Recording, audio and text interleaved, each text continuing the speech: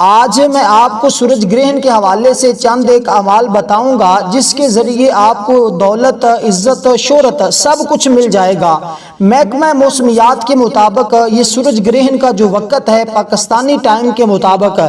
8:04 پر شروع ہوگا۔ کیونکہ میں وقت بھی بتا رہا ہوں اور کچھ اعمال بھی ایسے بتاؤں گا جو مجرب ترین ہوں گے اور کبھی خطا نہیں ہوتے، اور میں آپ کو سورج گرہن کے حوالے سے چند ایک ایسی باتیں بھی بتاؤں گا جو آپ کی زندگی کے لیے بڑی اہم ہیں۔ اس لیے آپ ان تمام چیزوں کے بارے میں جاننے کے لیے اس ویڈیو کو اول سے لے کر آخر تک مکمل دیکھیے گا۔ سب سے پہلے ہم بات کرتے ہیں وقت کی۔ تو وقت پاکستانی ٹائم کے مطابق 8:04 پر اس کا آغاز ہوگا، اور سورج گرہن پاکستانی وقت کے مطابق رات 11 بجے اپنے عروج پر ہوگا، جبکہ 15 اکتوبر پاکستانی ٹائم کے مطابق 1:55 پر اس کا اختتام ہو جائے گا۔ یہ اس کا دورانیہ ہے، تقریباً 5 گھنٹے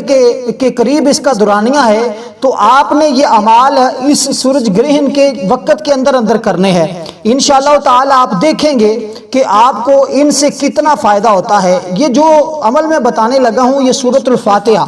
قرآن مجید کی جو پہلی سورت ہے اس کے حوالے سے ہے، اور دوسرا جو اس کا عمل ہوگا وہ میں آپ کو جو بتانے لگا ہوں وہ ناد علی ہے، ناد علی کا عمل اور سورۃ فاتحہ، کیونکہ سورۃ فاتحہ ایسی سورت ہے جو قرآن مجید کی سب سے پہلی سورت ہے، اور سب سے پہلی سورت کہ اعمال جو ہیں بہت ہی طاقتور ہوتے ہیں۔ اس میں شفا بھی ہوتی ہے، اس میں رزق بھی ہوتا ہے، اس میں عزت بھی ہوتی ہے، اس میں شہرت بھی ہوتی ہے، اس میں سب کچھ ہوتا ہے۔ اس لیے دوستو اگر کوئی شخص اس سورج گرہن کی نماز بھی ہوتی ہے، اور سورج گرہن کی اور چاند گرہن کی دونوں کی نمازیں ہوتی ہیں، کیونکہ سورج گرہن کے وقت جو نماز پڑھی جاتی ہے اسے نماز کسوف کہا جاتا ہے، اور اس کا طریقہ یہ ہے کہ تکبیر تحریمہ کہہ کر پھر دعائے استفتاح پڑھنے کے بعد تعوذ پڑھیں، اور اس کے بعد سورۃ فاتحہ کے ساتھ کسی بھی سورت کو ملا لیا جائے۔ لمبی قرات کر سکتے ہیں تو لمبی کریں، الغرض جیسے ہم عام نفل پڑھتے ہیں اس طریقے سے بھی اس کے نفل پڑھے جا سکتے ہیں، کوئی حرج نہیں ہے۔ 2 رکعت نماز نفل صرف نیت جو ہے وہ کسوف کی کرنی ہوتی ہے، باقی اسی طریقے کے مطابق آپ اپنے نفل پڑھ سکتے ہیں، اور اس کے بعد جو بھی دعا کریں گے اللہ تعالیٰ دعا کو قبول فرما لیتا ہے۔ تو اس کا طریقہ کار تو مختصر انداز میں نے بتا دیا نماز کسوف کو کیسے پڑھا جاتا ہے۔ اور دوسری بات بڑی اہم جو میں آپ کو سمجھانے لگا ہوں کہ حضور علیہ السلام کے دور میں بھی یہ سورج گرہن ہوا تھا، حضور کے دور میں بھی سورج گرہن ہوا تھا، اور آقا علیہ السلام نے بھی نماز کسوف پڑھی تھی۔ اس لیے نماز کسوف اگر پڑھ لیں تو یہ سنت ہے، اگر نہ بھی پڑھیں تو کوئی گناہ نہیں ہے، کوئی ایسی بات نہیں ہے، کیونکہ حضور علیہ السلام اس کے بارے میں لوگوں کی غلط فہمیاں بھی ہیں۔ ان میں سے سب سے بڑی غلط فہمی جو لوگوں کی ہے اس کے بارے میں ایک حدیث پاک بھی حضرت مغیرہ بن شعبہ رضی اللہ تعالیٰ عنہ، یہ حضور علیہ السلام کے صحابی ہیں، کہ فرماتے ہیں کہ آقا علیہ السلام کے زمانہ میں جس دن آپ کے صاحبزادے حضرت ابراہیم علیہ السلام کی وفات ہوئی، کہ حضور علیہ السلام کے اس بیٹے کی جس دن وفات ہوئی تھی اس دن سورج گرہن لگا تھا۔ حضرت عائشہ صدیقہ رضی اللہ تعالی عنہا بیان فرماتی ہیں کہ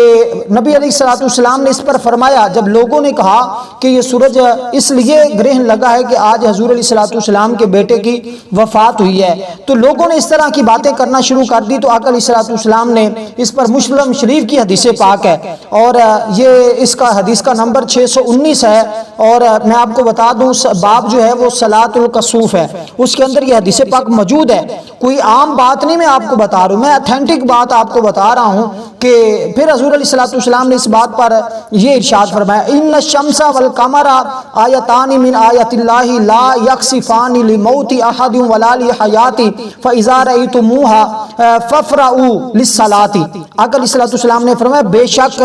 سورج اور چاند اللہ کی نشانیوں میں سے نشانیاں ہیں، کسی کے مرنے جینے سے ان کو گرہن نہیں لگتا۔ یہ محض لوگوں کی غلط فہمیاں ہیں کہ کوئی مرا یا کوئی مصیبت آنے والی ہے، کوئی پریشانی آنے والی اس لیے گرہن لگا ہے۔ اب بھی کچھ لوگ کہہ رہے ہیں کہ یہ جو جنگ لگی ہوئی ہے فلسطین میں یہ اس وجہ سے یہ سورج گرہن لگ رہا ہے، تو یہ اس طرح کی باتیں نہیں ہیں۔ حضور علیہ السلام نے ان تمام چیزوں کا رد فرمایا کہ یہ تو اللہ تعالیٰ کی نشانیاں ہیں، تم جب اس کو دیکھو تو پھر نماز پڑھ لیا کرو، اس سے اللہ تبارک و تعالیٰ تمہاری پریشانیوں کو اور تمہاری دعاؤں کو قبول قبول فرماتا ہے۔ اس لیے دوستو یہ جماعت کے ساتھ بھی پڑھی جا سکتی ہے اور علیحدہ طور پر بھی یہ نماز پڑھی جا سکتی ہے۔ اس کی نیت کا یہی طریقہ ہے کہ نیت کرتا ہوں 2 رکعت نماز نفل کسوف کی یا قمر کی یا کسوف چاند کی،